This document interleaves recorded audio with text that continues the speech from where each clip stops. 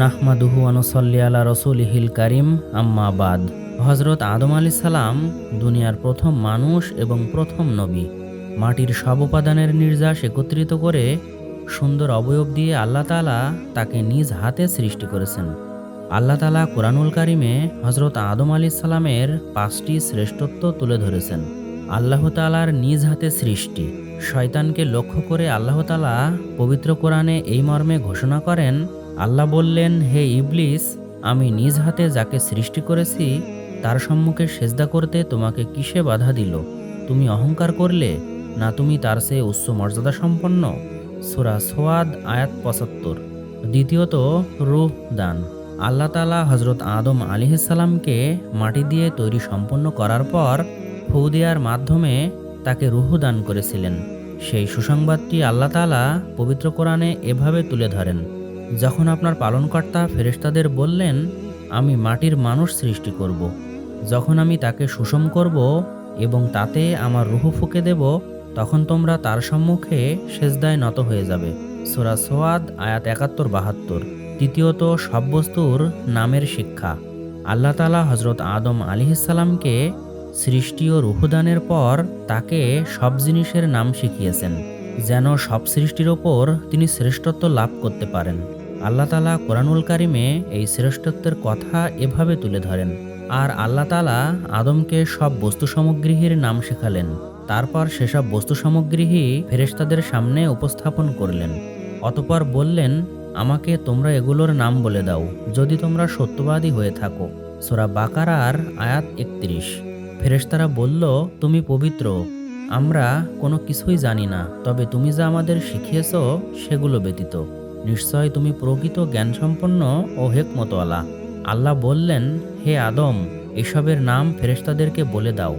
অতঃপর যখন তিনি সেসবের নাম বলে দিলেন, তখন আল্লাহ বললেন, আমি তোমাদের বলিনি আমি আসমান ও জমিনের যাবতীয় গোপন বিষয় সম্পর্কে খুব ভালো করেই অবগত রয়েছি, আর সেসব বিষয়ও জানি যা তোমরা প্রকাশ করো আর যা তোমরা অন্তরে গোপন রাখো। সূরা বাকারার আয়াত 33।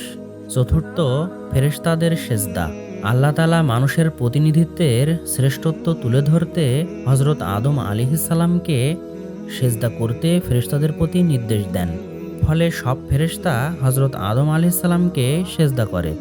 এটি ছিল হজরত আদম আলাইহিস সালামের অন্যতম শ্রেষ্ঠত্ব। সেই ঘটনা সম্পর্কে আল্লাহ তাআলা কোরআনে ঘোষণা করেন, আর যখন আমি আদমকে সেজদা করার জন্য ফেরেশতাদের নির্দেশ দিলাম, তখন সবাই সেজদা করল, ইবলিস ব্যতীত। ইবলিস নির্দেশ পালন করতে অস্বীকার করল এবং অহংকার প্রদর্শন করল, ফলে সে কাফেরদের অন্তর্ভুক্ত হয়ে গেল। সূরা বাকারার আয়াত 34। পঞ্চমত, সবার চেয়ে স্বতন্ত্র সৃষ্টি। আল্লাহ তাআলা হজরত আদম আলাইহিস সালামকে বিশেষ মর্যাদায় মাটির নির্যাস থেকে সৃষ্টি করেছেন, আর দুনিয়ার সকল মানুষকে তিনি বাবা মার মাধ্যমে সৃষ্টি করেছেন। কোরআনুল কারীমে এই শ্রেষ্ঠত্বের ঘোষণাও দেন মহান আল্লাহ, যিনি তার প্রত্যেকটি সৃষ্টিকে সুন্দর করেছেন এবং কাদামাটি থেকে হজরত আদম আলাইহিস সালামকে সৃষ্টির মাধ্যমে মানব সৃষ্টির সূচনা করেছেন। সূরা সাজদা আয়াত 7। অতঃপর তিনি তার বংশধর সৃষ্টি করেছেন তুচ্ছ পানির নির্যাস থেকে।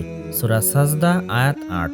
অতঃপর তিনি মানুষকে মায়ের পেটে সুষম করেছেন, তাতে রূহ সঞ্চার করেছেন এবং তোমাদের চোখ কান অন্তর প্রদান করেছেন, আর তোমরা সামান্যই আল্লাহর কৃতজ্ঞতা প্রকাশ করো।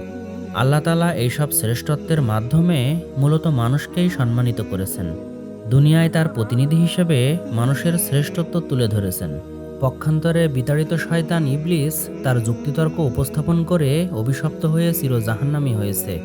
আল্লাহর সামনে তার যুক্তির ধরন উঠে এসেছে হাদিসের বর্ণনায়। সে বলেছিল, আমি আদম থেকে উত্তম, কেননা আপনি আমাকে আগুন দিয়ে সৃষ্টি করেছেন, আর আদমকে আপনি মাটি দিয়ে সৃষ্টি করেছেন। বুখারী ও মুসলিম। মোমেন মুসলমানের উচিত মানুষের প্রতি আল্লাহর দেয়া সব নিয়ামতের কৃতজ্ঞতা জ্ঞাপন করা, আল্লাহর হুকুম আহকাম মেনে চলা, দুনিয়ার সব কাজে আল্লাহর দেয়া শ্রেষ্ঠত্বকে ধরে রেখে পরকালের সফলতায় কোরআনের আলোকে জীবন গড়া।